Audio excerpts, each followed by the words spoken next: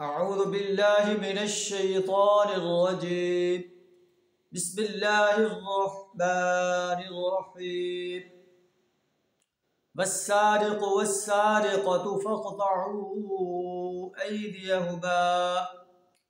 فاقطعوا أيديهما جزاء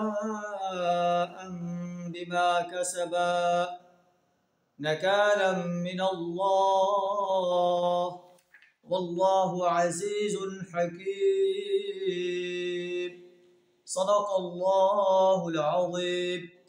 سورہ المائدہ آیت نمبر 38 آپ کے سامنے تلاوت کی ہے، جس کا ترجمہ کچھ اس طرح ہے: والسارق والسارقۃ، چوری کرنے والے مرد اور چوری کرنے والی عورت دونوں کے ہاتھ کاٹ دو، فاقطعوا ایدیہما، لیکن ہاتھ جو ہے پہلی چوری پر ایک کاٹا جائے گا، دایاں ہاتھ کاٹا جائے گا۔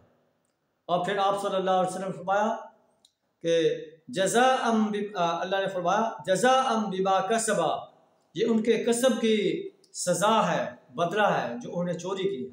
نکالا من اللہ، اللہ کی طرف سے عبرتناک سزا ہے۔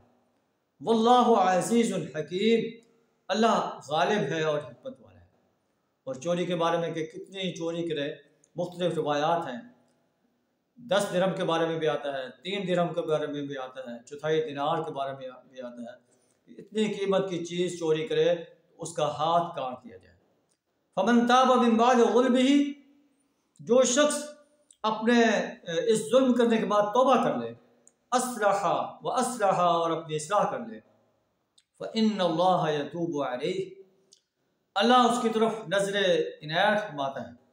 ان اللہ غفور الرحیم، بے شک اللہ بخشنے والا بڑا مہربان ہے۔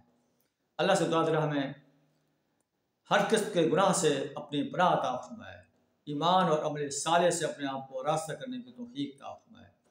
وآخر دعوانا الحمد للہ رب العالمین۔